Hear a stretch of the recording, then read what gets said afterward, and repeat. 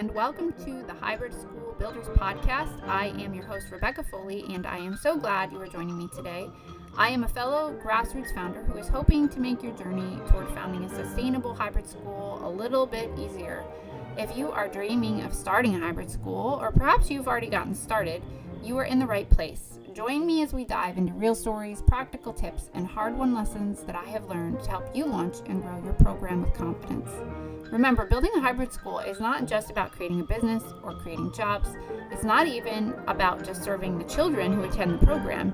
It's literally about reshaping the landscape of education, and we can do that one community, one entrepreneur, and one program at a time.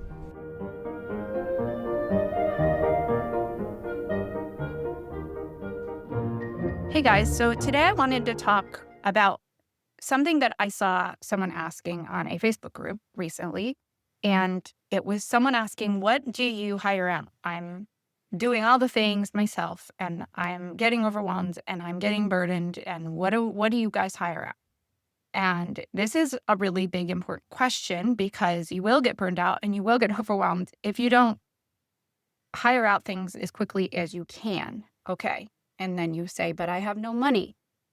We're going to talk about that a little bit, but this is why very early in my podcast and very early in my training course, I talk about making sure that you understand where you are going to thrive and be clear on that so you have a picture of where you are heading as the founder, okay? You probably are going to have to wear all the hats for a little bit of time, maybe even longer than you want to. But if you start with a vision of where you want to head toward and you are keeping in your awareness as you do these tasks, like what's really life-giving for you and what is really draining you, you can start working toward hiring out, even if it's just little pieces of it, parts that are going to help the whole organization run well and keep you from burning out, okay? If you're a very detail-oriented person and you like just getting in, rolling up your sleeves and doing all the details and working with all the little things and planning out all of the parts of it and finishing things right through to the end, that's going to look different than if you're a very big picture person, a very strategic person. I really suggest go back. I think it's my second or third episode. And it's also in my course. I do a video on that in my very first planning part of the course. Just take a little bit of time to do maybe Working Genius from Patrick Lencioni. That's just a really useful tool, I think. And possibly Myers-Briggs. Those are two that I like. There's lots of others. As an entrepreneur, you kind of have to have a little bit of inventiveness in you or you wouldn't be doing this, right? So you have to have seen a problem and been trying to solve it to some extent, okay? Because you can't really hire out that part of it. It's a lot easier to hire out some of the time-consuming tasks, even if you kind of enjoy doing them. So keep that in mind. If you're somebody who enjoys doing a lot of the tasks, like you like planning a curriculum and you like setting up the classroom and you like, working with, the systems of the technology and filling out data, working with the data and stuff. If you like doing all of that, that's great, but you can't really hire out the visionary who's going to oversee the entire program, right? If there's a team of you, that's a little easier because one of you might be able to take that one part of it and the other person might be able to oversee the other part of it, But if it's just one of you, you're probably still going to have to hire out some of those details just because of how much time they can take. Okay. All of that to say, in your beginning planning stages, you probably don't have much money, okay? So you may not be able to hire out anything. I'll revisit that again in a second. But as you're getting into setting up like your infrastructure, as far as like your admission systems, your bookkeeping, your payroll, right? You're going to be like researching those systems. And then you're going to be actually like maybe you might have to make some phone calls and go into the systems and like look at how they work or do a demo or something. And I'll have some recommendations for all of that. So hopefully you're not just like Googling things and starting from the start. That's part of my mission here, is to make you not have to do that because that's really time consuming. But those are all very time consuming things, okay? During the like beginning of the setting up the infrastructure phase and also during like the planning phase. But you can't really outsource the planning phase as far as like looking for a facility. But if you have someone who can go with you to a facility and they're good at thinking about like classroom setup and safety things and, storage and even like where doors and parking lots and all that. If you have someone who's like, oh, they always think of all of those things. You ask them to, hey, can you come with me and see this building and like take notes and write down some of the stuff we're going to have to think about? It would be really helpful for me. Okay.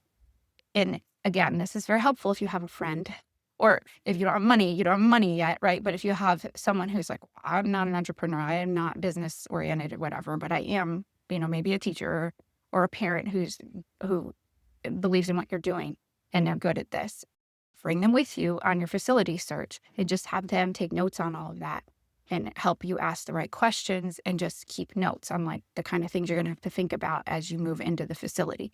Probably later in the facility, not on like the initial facility search where you're just going to see the building the very first time, but as things are moving along and it's working out with a particular building, maybe make a trip there with this person, just one particular trip, and say, can you just come and help me write stuff down? As you move along, this can turn into kind of a logistical position.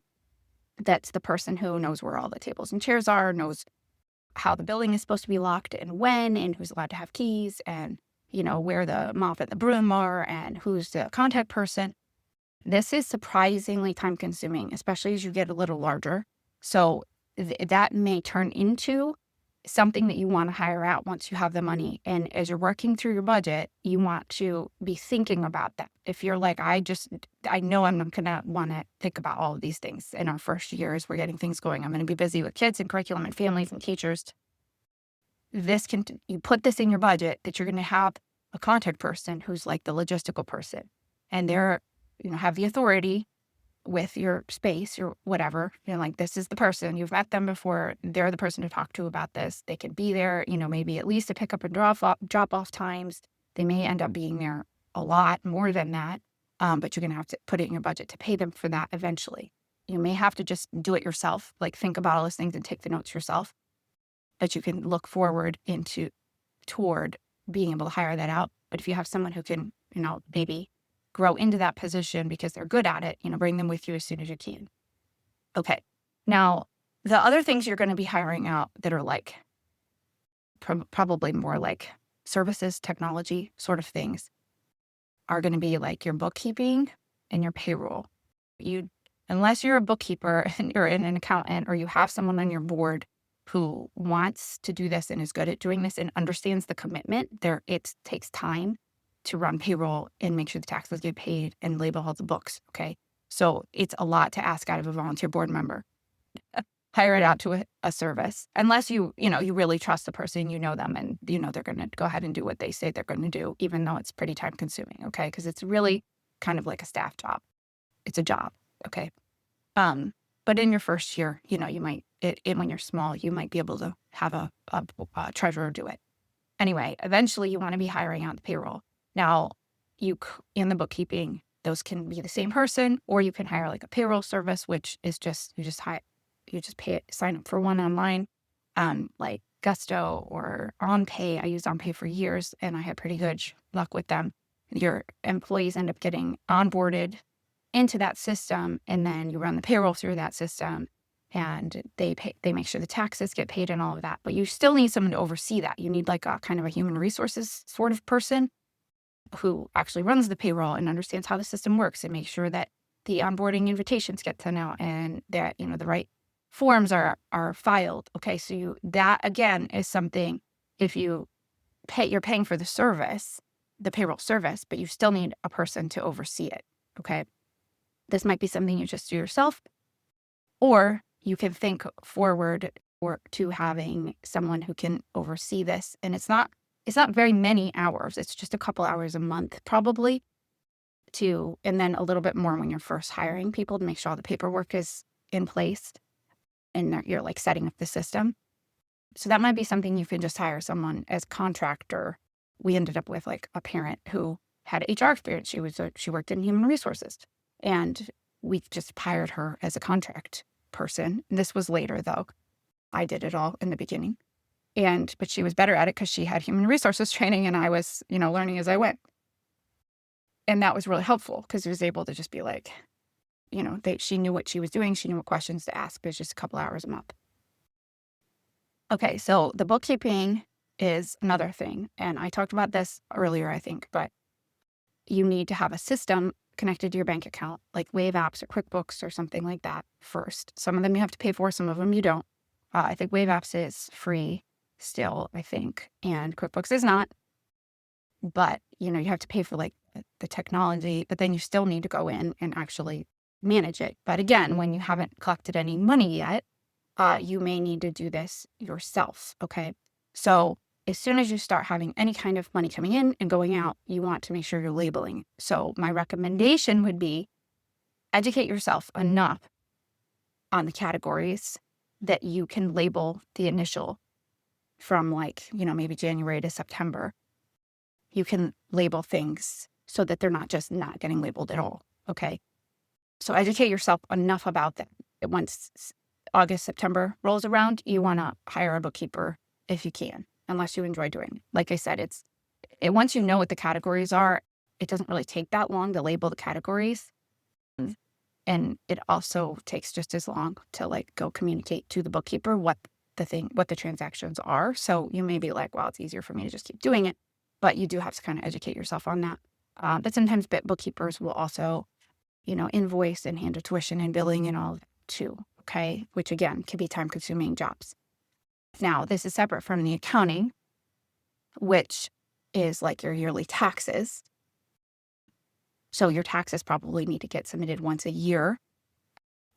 Like for a nonprofit, you have to submit your taxes once a year and file them. And that's something you want an accountant to do. But they can't do it if the books haven't been kept properly. Okay. Most accounting offices will have a bookkeeper and you can just go meet with an accounting office and set them up from day one. But again, if you don't have any money in the beginning, I would recommend maybe paying to meet with them. Make sure that you understand what the categories are, label them yourself.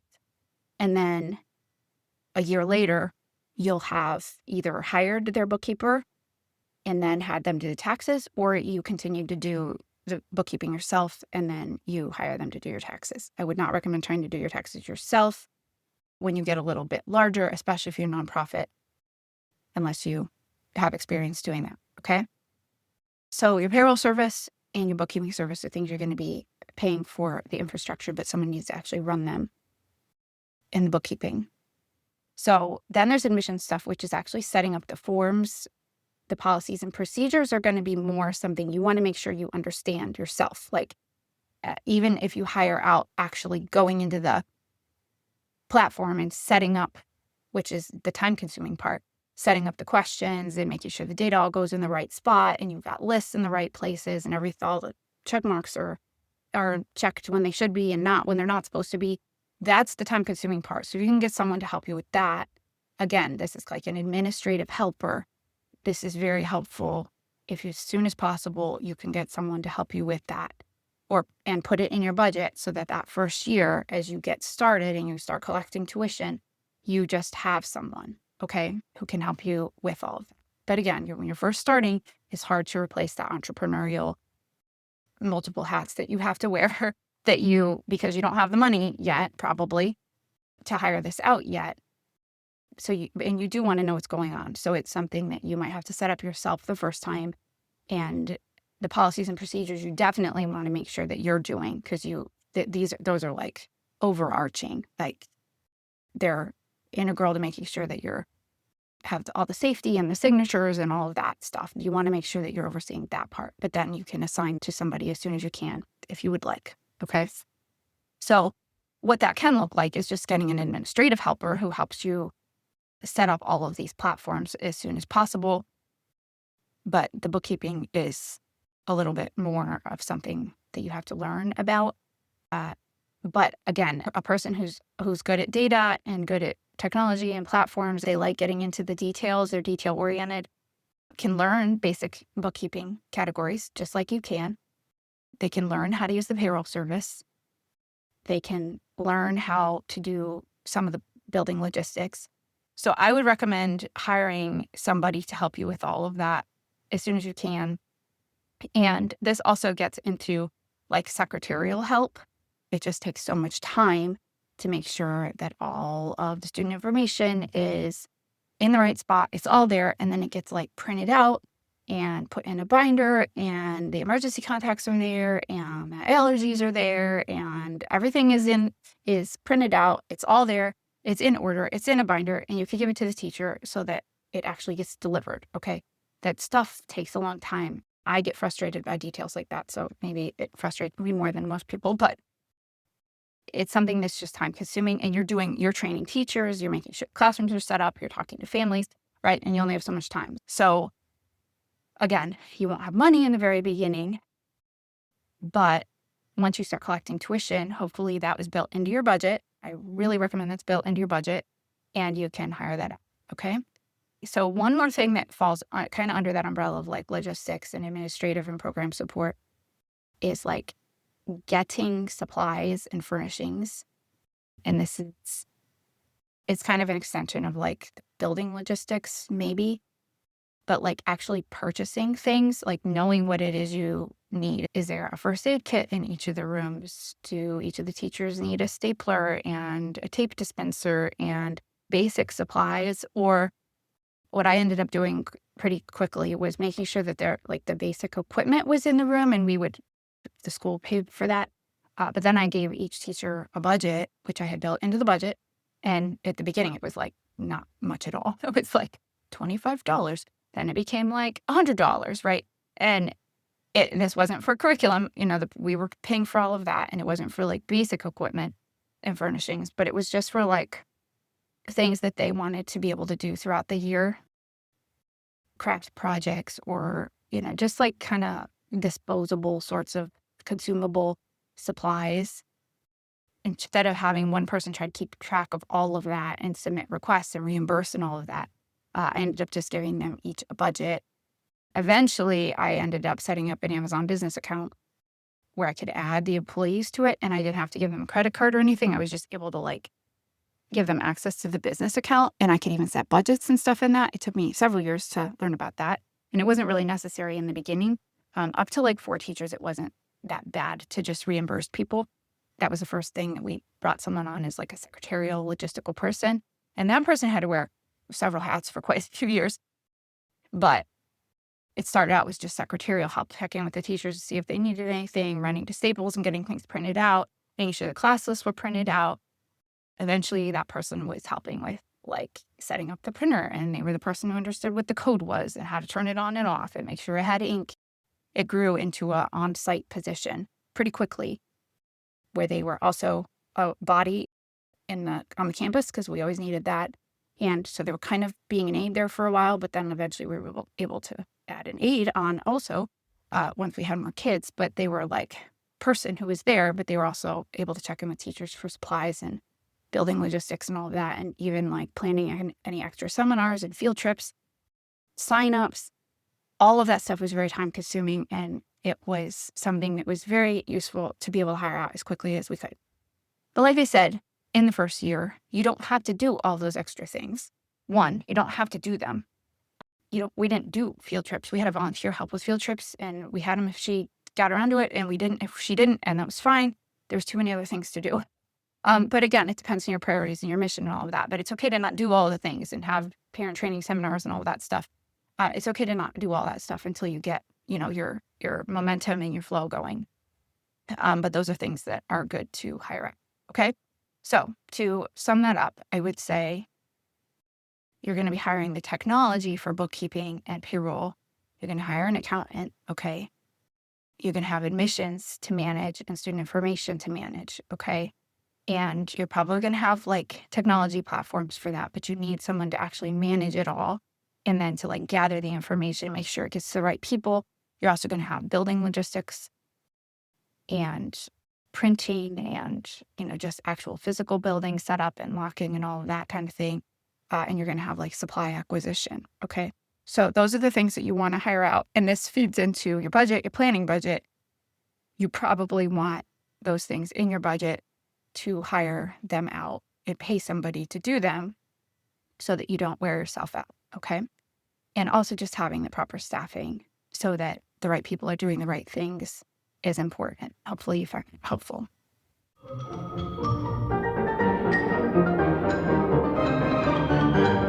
Thanks so much for listening today. Don't forget to subscribe and make sure you check out the resources I am developing at startahybridSchool.com. Send me an email anytime. I would love to hear from you. Until next time.